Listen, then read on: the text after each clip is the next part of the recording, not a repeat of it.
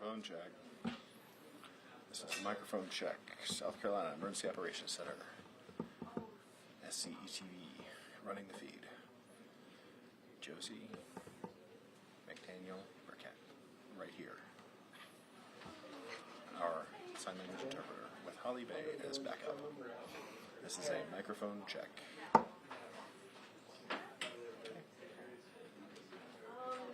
You good?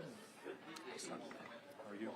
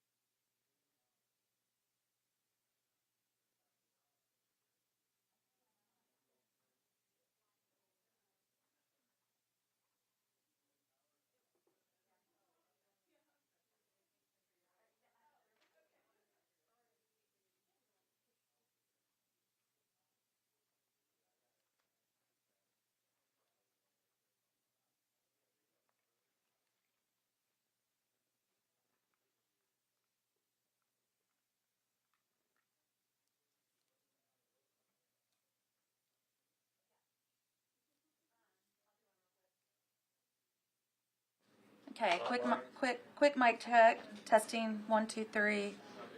1 2 3. 1 2 3. We are checking audio. Checking audio. What? Kevin was just asking about why is everybody saying they don't see it. Yeah, because they're just seeing y'all's feed. All right, is everyone good for mic check? Test, good. I'm walking away.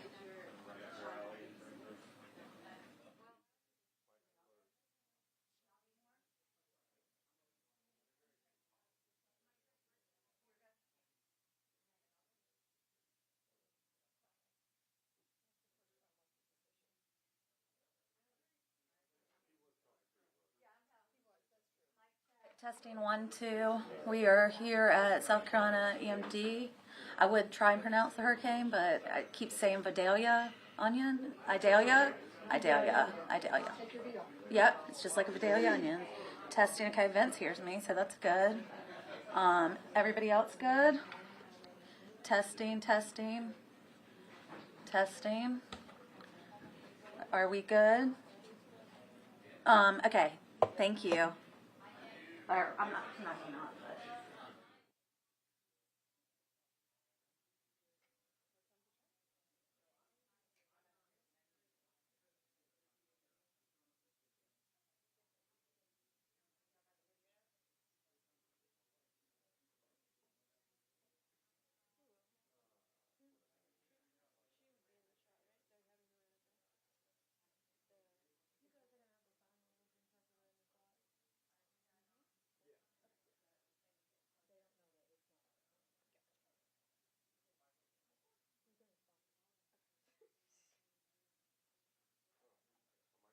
Mic check. 1 2 3. Hey.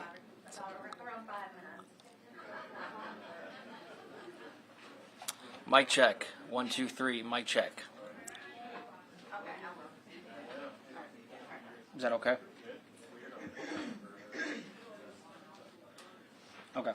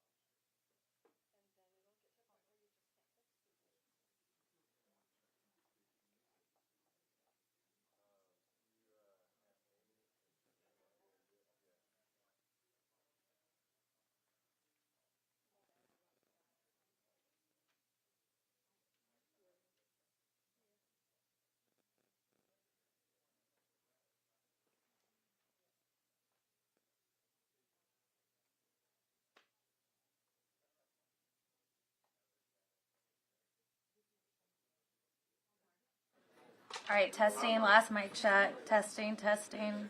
1, 2, 3. Testing. We are here at South Carolina EMD. Testing, testing. What? It was low with someone. Testing, testing.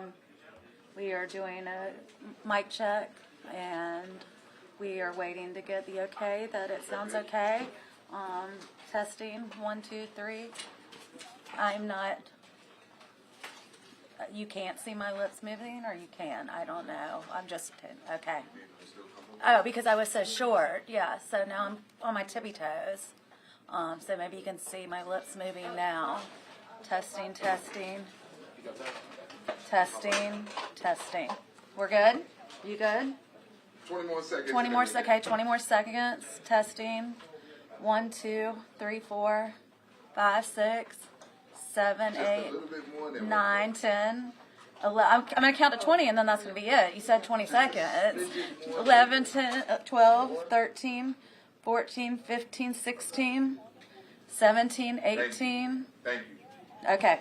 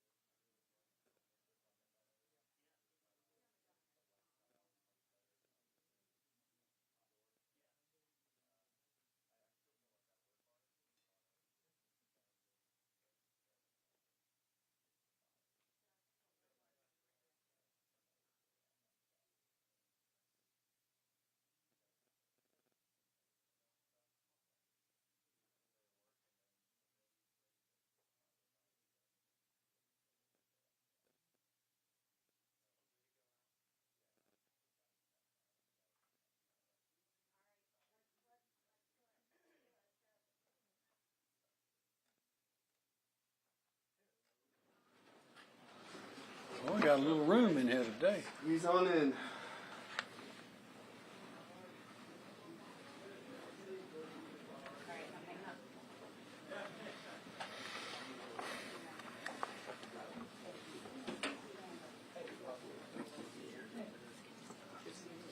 Y'all come on in. Might have to double stack.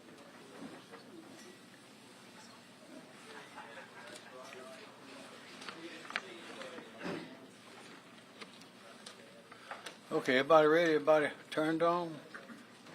Okay, this is Josie McDaniel. Where's that's Holly. Holly Mae, glad to have you with us again. Chaplain John Denny. Thanks, sir. Good afternoon. If you're a praying person, please pray with me. O Lord, as the storm approaches, we ask that your hand of protection be upon South Carolina. Protect our citizens and watch over those who serve the state during and after the storm. Help people use sound and wise judgment in response to this storm. Help us to not be complacent.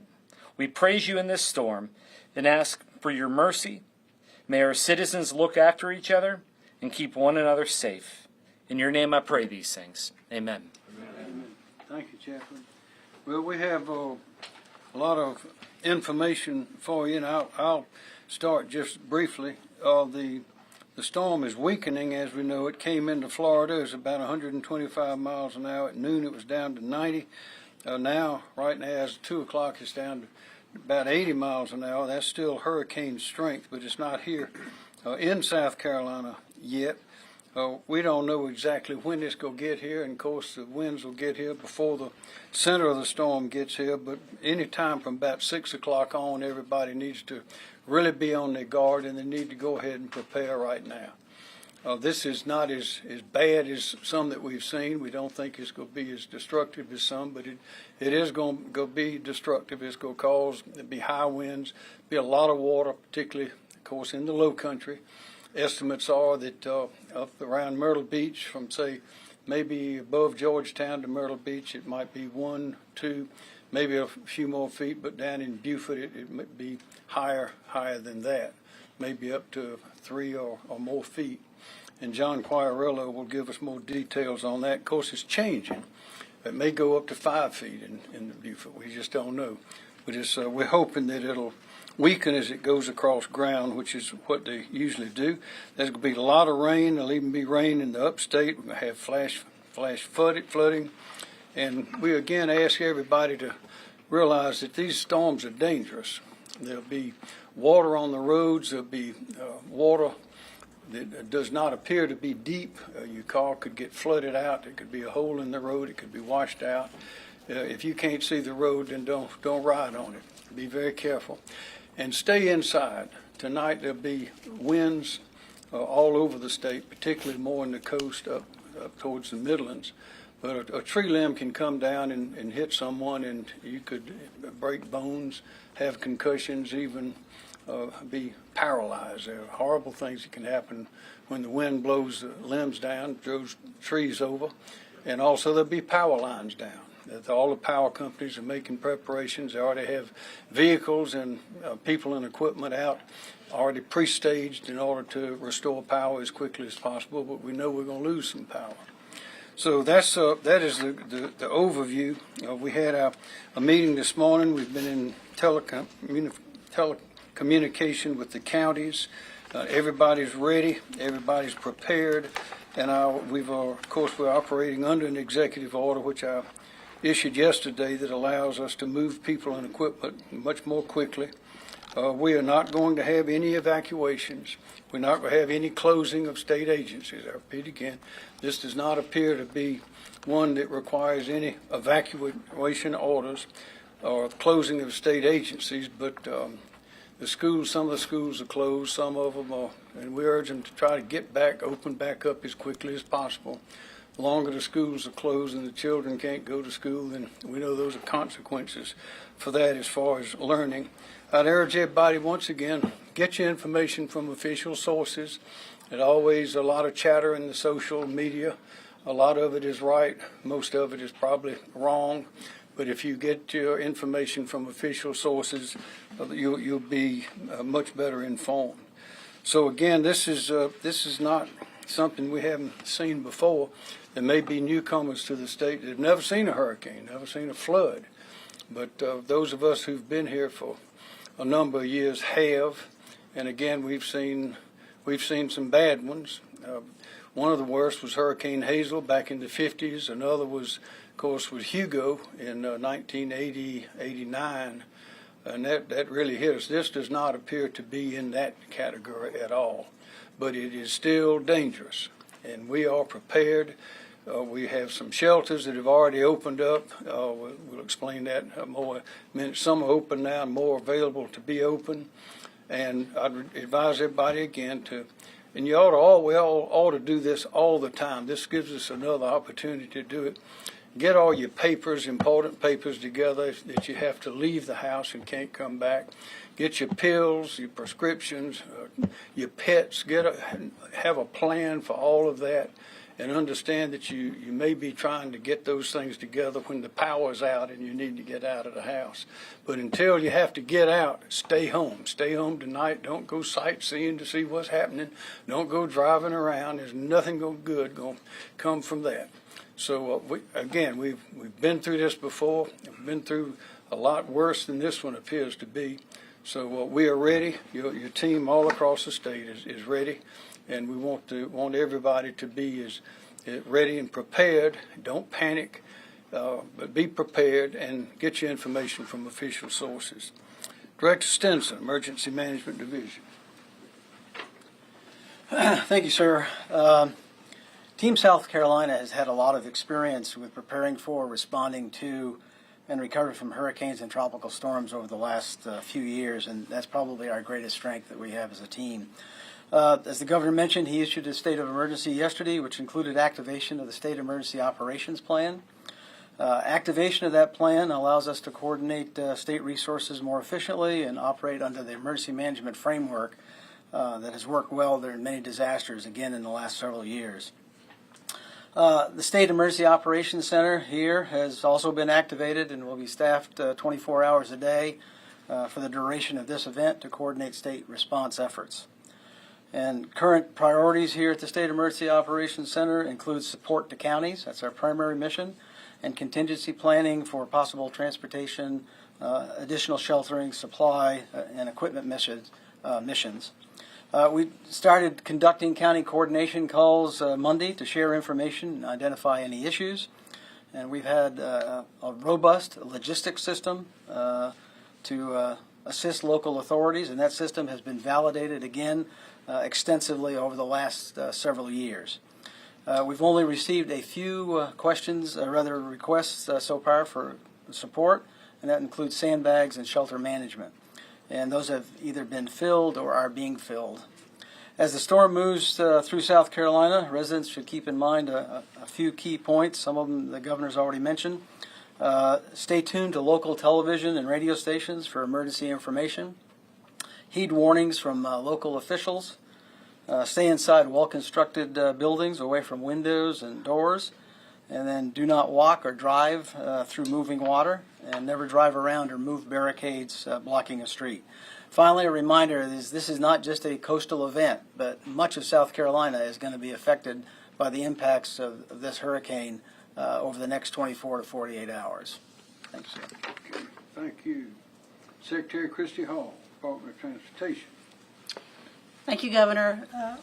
The Department of Transportation, in cooperation with a lot of our local partners, have been conducting a lot of prep work over the last several days, cleaning of ditches, cleaning of pipes, just getting ready for the storm as it approaches the state. We've also surged additional resources into the projected areas of impact to be able to quickly respond and recover. That includes additional road crews to help clear any downed trees across the roadways, additional signal repair crews into the areas, SHIP, additional units to help motorists along our interstate routes to move through the area. We are ready to respond very quickly and produce a very effective recovery on the flip side. I would like to argue or emphasize the same points the governor mentioned as well, and that is if you don't need to be on the road, stay off of the highways. We do expect some flooding of the roads as the storm moves through the state, and then once we get into Thursday and the storm has exited the state, just be on the lookout. Be safe as you travel throughout the state, and watch out for not only the road crews that are working on the recovery, but all the other first responders. Governor, thank you. Thank you, ma'am. Director Edwards. Thank you, Governor. As has been shared by the Governor and Secretary Hall, we are expecting power outages due to the storm. Statewide, we anticipate that number could be around 200,000. Restoration efforts cannot begin until the winds have died down. So restoration efforts would begin once winds are consistently below 35 miles per hour. I would also point, just because of the timing of the storm, obviously the utility crews will be out there in daylight, but they cannot operate at night. Just a few reminders. As has been mentioned, you could encounter down power lines. If you do encounter a down power line, please report it to your utility, but stay away from any down power lines. And also, do as well, if you have an outage, don't just assume that your outage, the utility knows of it.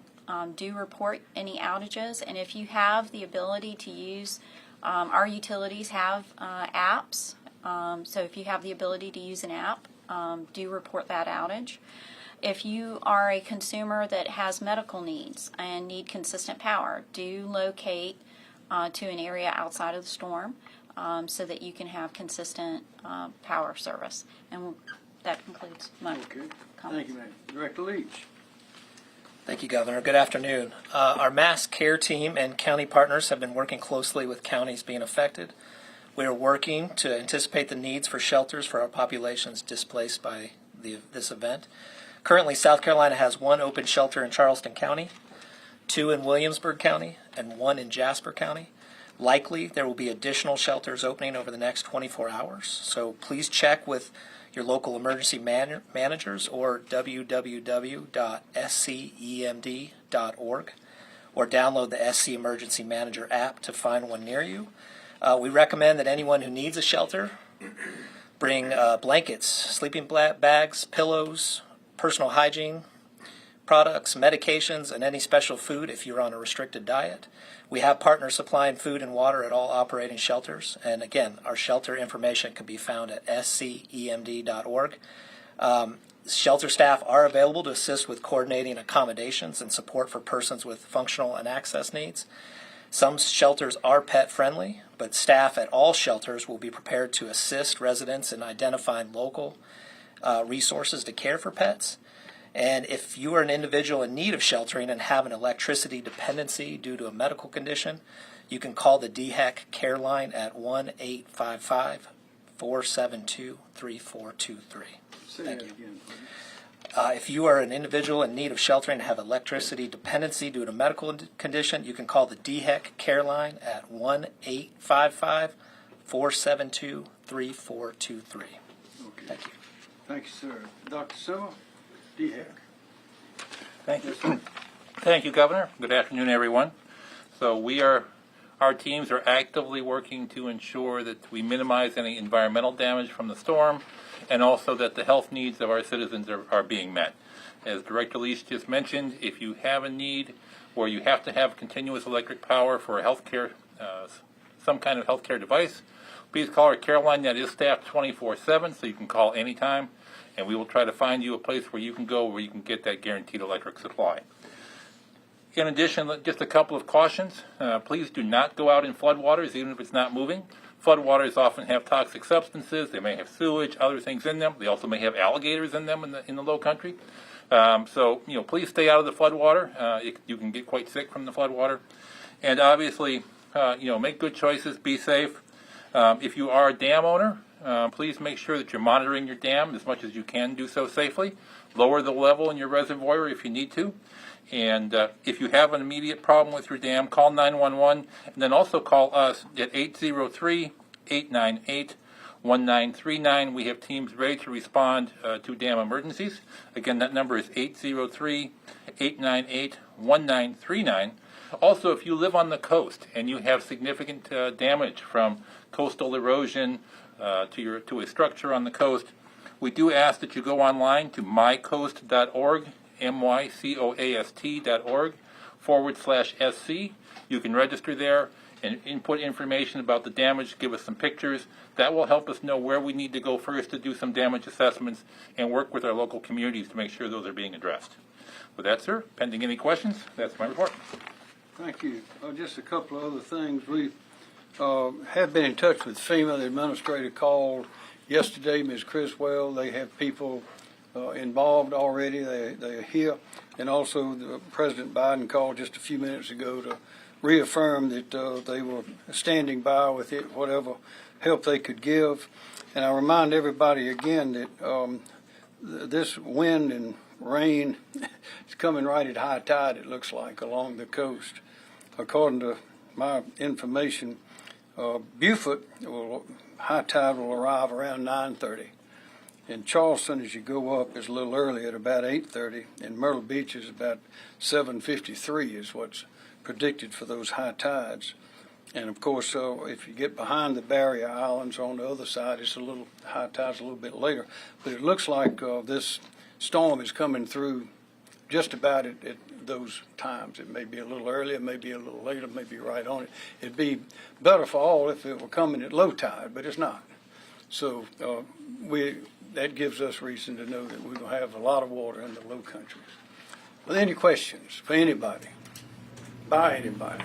Are there any concerns about dams in terms of, have there been recent inspections, or are there any that you're concerned about? So we do have a list of high-risk dams. We did go out and inspect several of the ones that we had the greatest concerns about yesterday. All of them look good.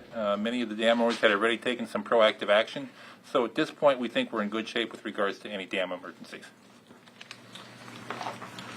Governor, you mentioned yesterday that you and the state have a lot of practice with storms. What has the state done better on disaster response since 2016 to prepare for moments like this? Well, I think we've had a lot more experience. We've the main thing is the communication, collaboration, and cooperation has gotten a lot better, and that experience with these things, and I guess some of the instruments used to predict things have gotten better as well.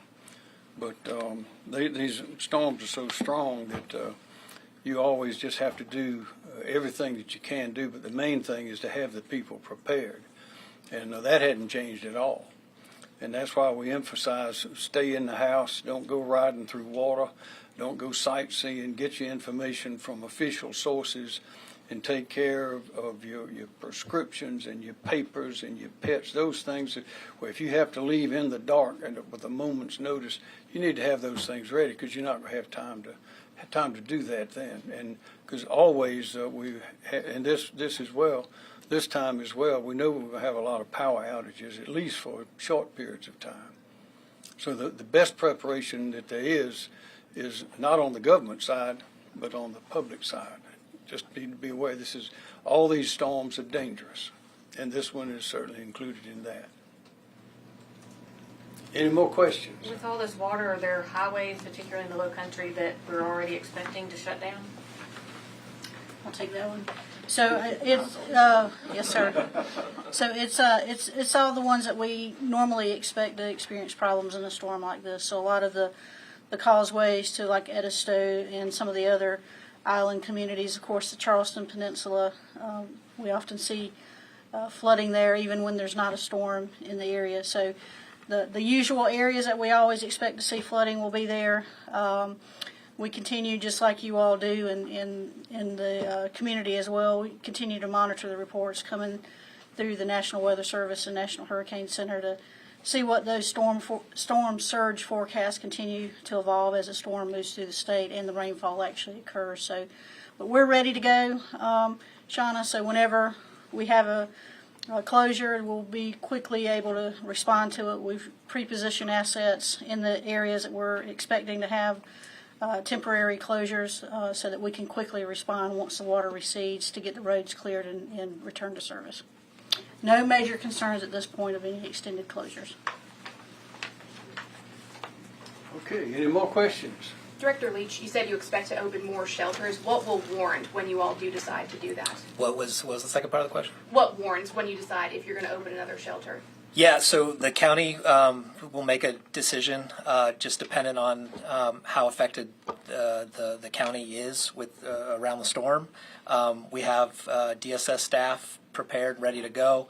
Red Cross staff are ready to go. We have a few. We have staff, Health and Human Services staff, already in one shelter. So currently we have the 4 shelters. We have one in Charleston at the Sheriff's Admin Facility. Jasper, the Ridgeland School Complex, in Williamsburg, Hemingway High School, and Williamsburg Recovery Center. And then we have a few others on standby right now. And again, the county will make that decision, and we will provide the resources and support for that. Enough people are already going to the shelters? So the Charleston County shelter, we have a population of 6 already right there, and then the Jasper County, we have a population of 9. I believe at this point the Williamsburg County, the 2 facilities don't have anybody there, but we're expecting to see more folks as they need to stay dry or a place to remain safe during the storm. We heard that Orangeburg is going to be opening up at 6. What are can you name the places that are on standby right now? Orangeburg, it's the city gym. I think that is scheduled to open at 6 p.m. I think it's a low-lying area, and I think there's some apartment areas that could be affected by potential flooding down there. I think we have Aiken, Marion, and Horry County potentially are on standby. But again, we're waiting for more information from the county and to figure out what's next. Any more questions? Yes, sir.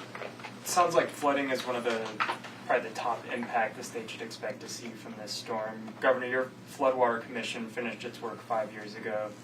Are you confident that that work has positioned the state well for this week? Well, we're the Floodwater Commission, and then we created the Office on Resilience. So we're making progress, but we got a long way to go. There's a lot of work to be done. Any more questions? For those individuals that may be experiencing power outages tonight or medical issues, and I know 911 may be inundated, are there special numbers that you wish for them to call and not overwhelm 911 services? Yes, actually, I would encourage consumers not to dial 911 for a power outage, but to, as mentioned by Dr. Simmer, if you and by Dr. Leach over with DSS, do try to locate to a shelter, and if you need it, a medical needs shelter, as opposed to dialing 911 for an outage, unless you do need medical help at your home. To just report a power outage, I recommend contacting your power utility just to make sure that they know. You can't presume that the utility always knows that you have an outage at your home. But if you need medical help, absolutely dial 911, but just to report an outage, I would not. You mentioned earlier that the number expected could be around 200,000, if that's correct? Correct. And that's statewide, and it is an estimated number based on past practice that the utilities have had with prior storms that are similar to this one. Yes, sir. One additional piece on the 911 and medical. At this point, all of our hospitals are open. They anticipate staying open, including their emergency departments, so emergency services will be available. But we do want folks to remember that, if the wind speed gets above a certain point, or if, your access to your home is blocked by floodwaters, EMS may not be able to respond to you. So please consider that, if you're thinking about evacuating, that there may be a period of time when EMS will not be able to get to you if you do need help. Thank you. Any more questions? Any more answers? Okay, thank you very much.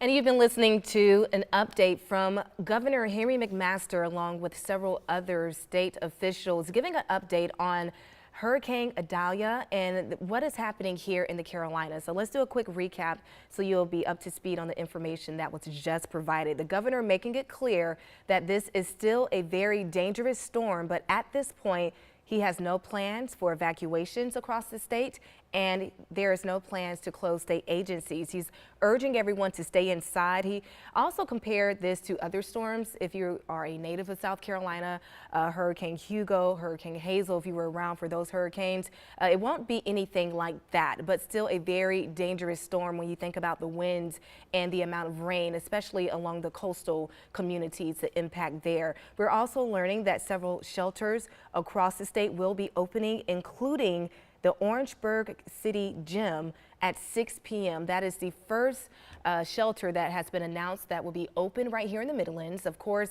closer to the coast, there will be other shelters, but if you need a full list, you can head to scemd.com for that full list. But if you know anyone in the Orangeburg area, there will be a shelter opening at the City Gym at 6 p.m. As far as preparation, a lot of people may be concerned about the overflow of dams, especially when you think back to the flooding that we experienced back in 2015. Officials are saying that they checked all the dams earlier this week and everything seems to be okay. SCDOT started preparing days ago as well, clearing up any ditches or pipes. They do have additional road crews on standby across the state for areas that are looking to have a lot of rain and potential flooding in those areas. And so they have crews on the roadways and stationed in different parts of the states to be able to immediately help with downed trees.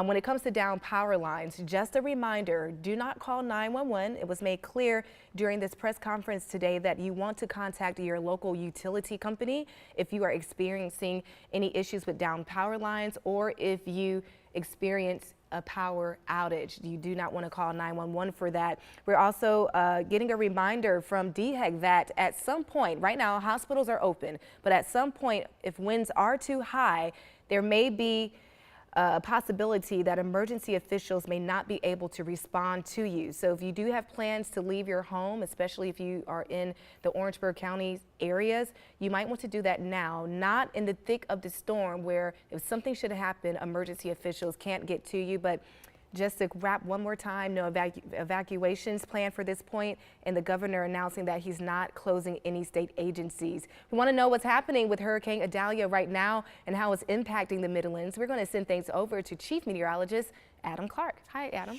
Hi there, Billie Jean. Yes, let's take a look at the timing for our winds, flooding, and even tornadic activity. We're really thinking the wind gets up there right around 10 to 11 o'clock into the midnight hours, flooding in the evening hours, and throughout this afternoon from 5 o'clock into the early morning hours for tornadic activity. Now, Idalia has winds at 75 miles per hour. It's a Category 1 storm. We're expecting it to maintain that strength by 8 o'clock, and then as it moves over to the east by 8 in the morning, 65 mile per hour wind. So a very strong tropical storm moving through South Carolina, and then it continues over to the east. Now, as far as tropical winds go, we're looking at 74 to 100 mile per hour winds in portions of northern Florida and Georgia. For us here in South Carolina, 39 to 57. That's the possibility from Columbia and points eastward, and all the way stretching from Myrtle Beach down towards Charleston, 58 to 73 mile per hour gusts. So here's a closer version. We're right on the edge of that.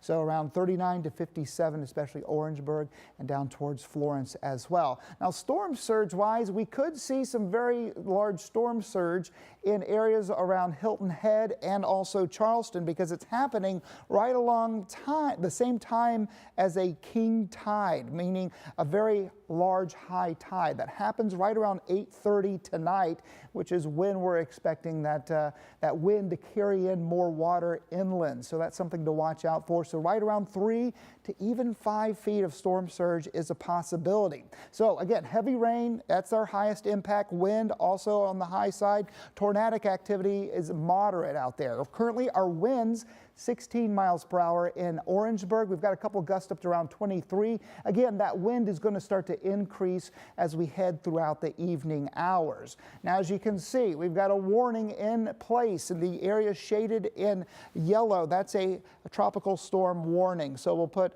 a query on that just so you can see. And it's indefinite basically until Saturday at 11 o'clock. It's not going to last that long. And the whole area has this flood watch in effect, and that's until 2 o'clock Thursday, so know that too.